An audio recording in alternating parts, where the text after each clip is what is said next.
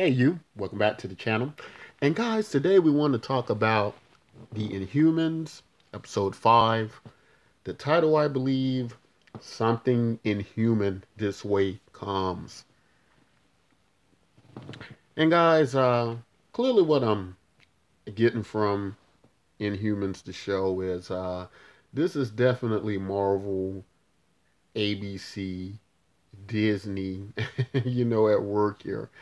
And that's fine. Like I had said earlier, guys, I've been quite entertained by the Inhumans. More so than Agents of Shield.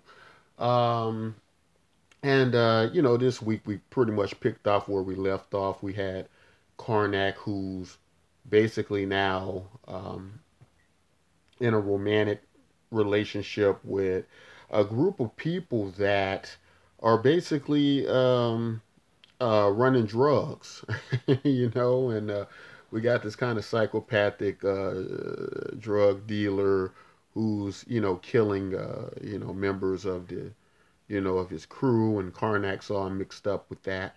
Uh, Watch this episode, try to understand exactly why he's knocking them off one by one. Or why that was his plan, using them, help him, then kill him. I don't know if that's to just keep it all hush hush, but didn't work out so well for him, as we got to see. He had a overlord person in the drug business who just killed him because he didn't trust people who killed the people who worked for him. So that was pretty interesting, how they went with that direction. But we got Crystal too, and Crystal's gotten Lockjaw back into. They've kind of gotten him back to the point where he really can't walk, but he can teleport. And they do a little bit better job this week of trying to exactly explain Lockjaw's abilities, and they go, well, he can kind of fold time and space, and I was fine with that, but I would have liked to see them spend a little bit more time with Lockjaw's teleporting ability. Maybe have them kind of create this little wormhole they could pass through. Would have liked to see something a little bit more different than the special effects we get with how they do Lockjaw. I just felt like it was rushed over, and like I had said earlier, how they do a lot of the teleporting scenes. I wish they would have just maybe took a little bit more time with that. Lockjaw, he doesn't look that bad as far as CGI goes. I noticed they're trying to stay away from him quite a bit. I noticed the budget concerns, but he's not so bad. Lockjaw, I just wish they would have took a little bit more attention to detail with that, with the CGI on Lockjaw. But anyway, this episode is basically pretty much about the royal family uniting. And we get this interesting backstory about just how important Karnak is to the royal family, and his ability. He's kind of like the wise man to the group. He holds everybody together, and we got to see just how him and Grogon uh, work together, and how they pretty much need each other, or more so, Karnak was more needed. And so,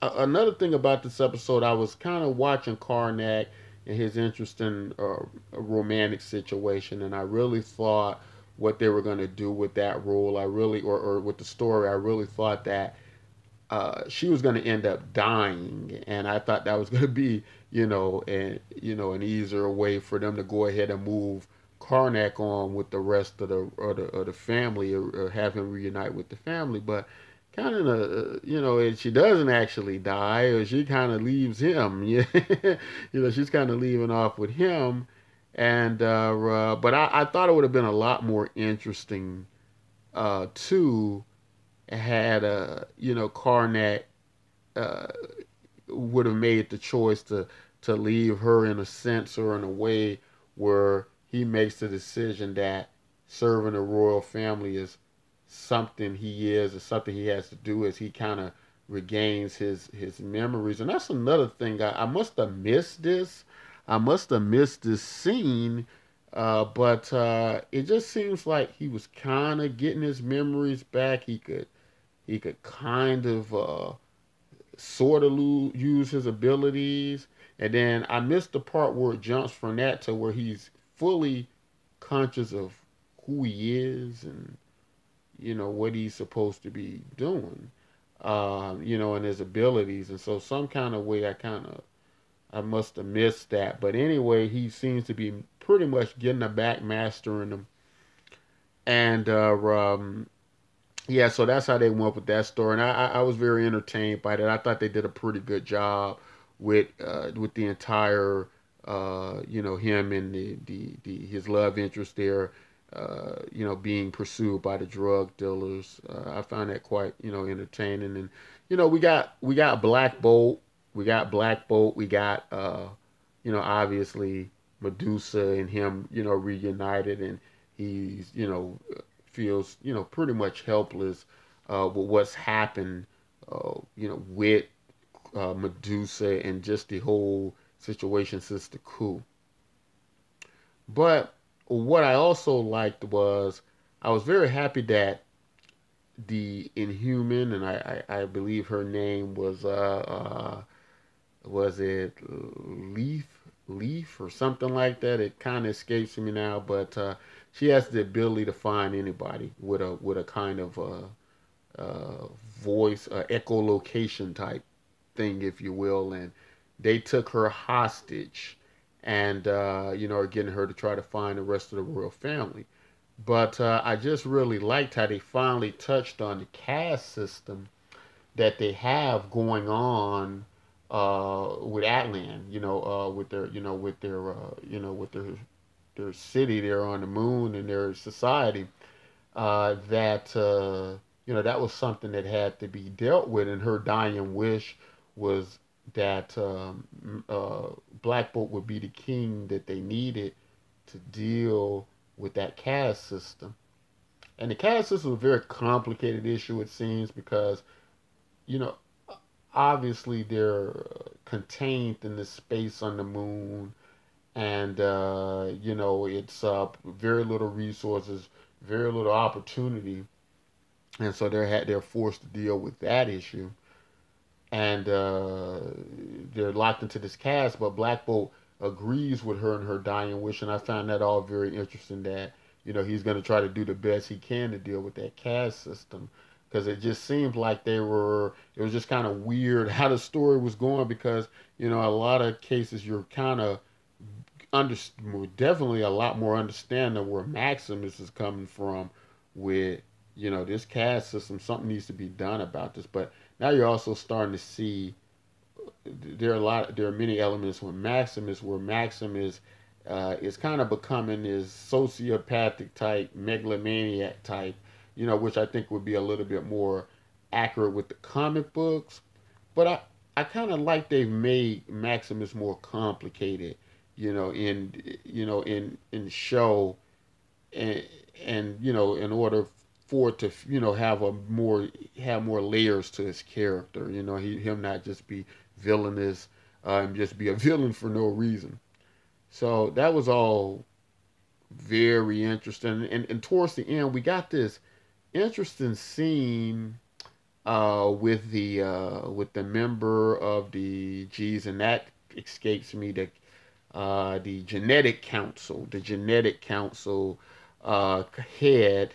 We get this kind of interesting scene, at the end where he's kind of falling out of favor with Maximus, and is not seeming to look very well for him.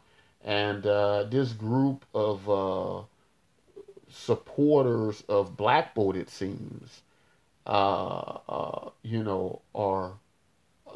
basically seeking out people who want to bring back the true king. And I'm not sure how I feel about that.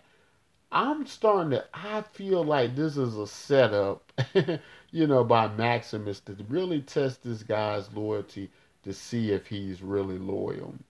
And I just got this feeling that he's gonna fall for it. Maximus is gonna let him know it was a test, and execute him.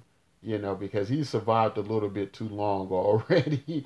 Under Maximus' reign, he's has a few incidents and run-ins with Maximus, and Maximus is seemingly, let him live and go on. But I think his time, the head of the genetic council or whatever they call it, I think his time is running out. So guys, basically got almost all the royal family reunited. That's basically what this episode was about, with the exception of Crystal.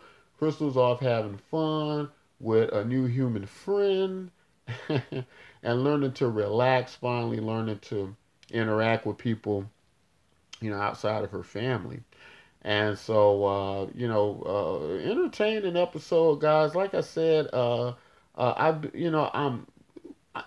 Inhumans is performing about just like how I expected it to perform, or a little bit better. I don't think I ever really had super big, hopes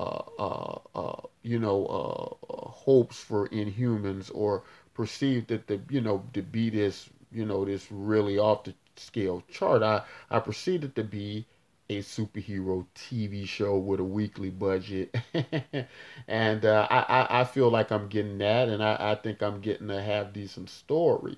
And I know some people may agree or may disagree with that. I'm not sure how some of you guys feel, but I'd like to know if some of you guys are kind of starting to come over to the Inhumans and a little bit more entertained by the story, or liking the story a little bit better. I am. I think it's getting a little bit better each uh, episode.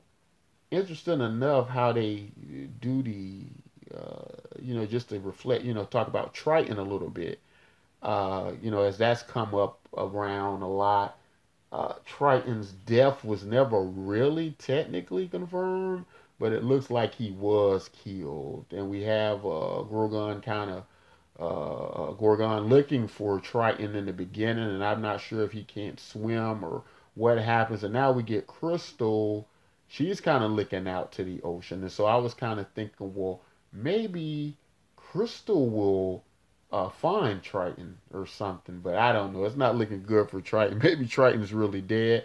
Guys, tell me what you think. Do you like Inhumans this week, or do you think it's getting better, or do you still think it's just poorly done superhero show that missed the ball? Guys, if you like content like this, don't forget to like and subscribe. And until next time, take care.